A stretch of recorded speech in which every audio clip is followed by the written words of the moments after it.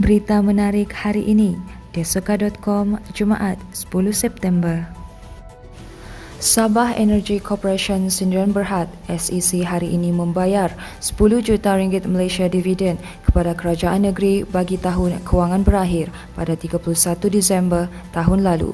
Ketua Pegawai Eksekutif SEC, Datuk Harun Ismail berkata, dividen itu meningkat berbanding 8.5 juta ringgit pada 2019 meskipun berdepan cabaran ekonomi berikutan pandemik COVID-19.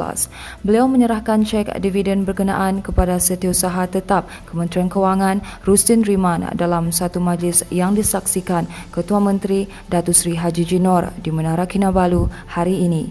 Katanya SEC terus komited dalam usahanya untuk mengekalkan keuntungan dan mengukuhkan perniagaan dalam tempoh pandemik. Penubuhan pasukan baharu akan mampu memantapkan dan melengkapkan pengoperasian Markas Division Kelima Infanteri Malaysia. Ia bagi memastikan keselamatan dan kesejahteraan negeri Sabah sentiasa terpelihara.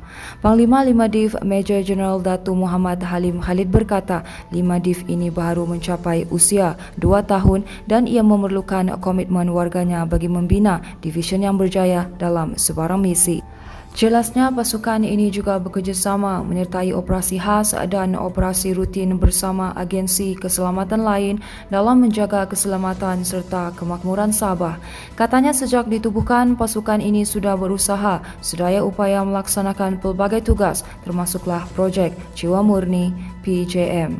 Beliau berkata demikian sempena hari ulang tahun kedua formasi 5 Div di Kem Lokawi di sini semalam. Muhammad Halim berkata walaupun sebagai formasi paling muda dalam tentera darat, 5 Div akan terus berkembang maju dan terus komited menjadi satu angkatan yang unggul dengan membawa visi, misi dan nilai teras tersendiri. Berita seterusnya, berkongsi minat yang sama terhadap dinosaur mendorong 3 sahabat membuka sebuah taman bertemakan keluarga yang menggunakan elemen haiwan prasejarah itu sebagai tarikan utama. Dinamakan Jurassic Land Kulu, taman rekreasi yang baru dibangunkan di Kulu itu dijangka dibuka untuk kunjungan orang ramai apabila Sabah memasuki fasa ketiga Pelan Pemulihan Negara PPN tidak lama lagi. Pengasasnya Adi Kim berkata, taman seluas 3 ekar itu menyajikan 9 jenis patung animatronik dinosaur kepada orang ramai yang berkunjung ke satu-satunya Jurassic Park di Sabah itu nanti. Baru-baru ini, Pembantu Menteri Pelancongan, Kebudayaan dan Alam Sekitar Negeri, Datuk Johnston Bangkwai bersama Timbalan Pengurus Besar Lembaga Pelancongan Sabah STB Julinus Jimit turut melawat ke taman berkenaan untuk meninjau apa yang ditawarkan kepada pengunjung. Johnston yang juga pengerusi STB berkata, pembukaan Jurassic Land Kulu dapat memacu pelancongan luar bandar khususnya di Kulu dan menyediakan peluang pekerjaan kepada penduduk setempat. Jelasnya, kepelbagaian tarikan pelancongan dapat menggalakkan pengunjung tinggal lebih lama di Kulu sekaligus mewujudkan pusingan ekonomi yang memberi manfaat kepada komuniti setempat. Berita seterusnya, seorang lelaki warga emas ditahan pasukan polis marin PPM selepas didapati membawa barangan kawalan tanpa permit di perairan daerah ini semalam. Lelaki berusia 75 tahun terbabit yang pada awalnya dikesan menaiki sebuah bot yang syarat dengan muatan terus ditahan untuk pemeriksaan. Pegawai Pemerintah Markas Operasi PPM Tawau, Deputi Superintenden Rizauddin Selamat berkata, hasil pemeriksaan pasukan rondaan menemui beberapa barang kawalan di dalam bot berkenaan. Bagaimanapun katanya, juragan terbabit gagal mengemukakan sebarang surat dan permit kebenaran daripada pihak Kementerian Perdagangan Dalam Negeri dan Hal Ehwal Pengguna. Jelasnya, kes akan dirujuk kepada KPDN HEP Cawangan Tawau dan kes disiasat mengikut Seksyen 21 Akta Kawalan Bekalan 1961. Rizauddin juga berkata, semua rampasan yang berjaya dilakukan itu dianggarkan bernilai RM24,240 berdasarkan harga pasaran semasa.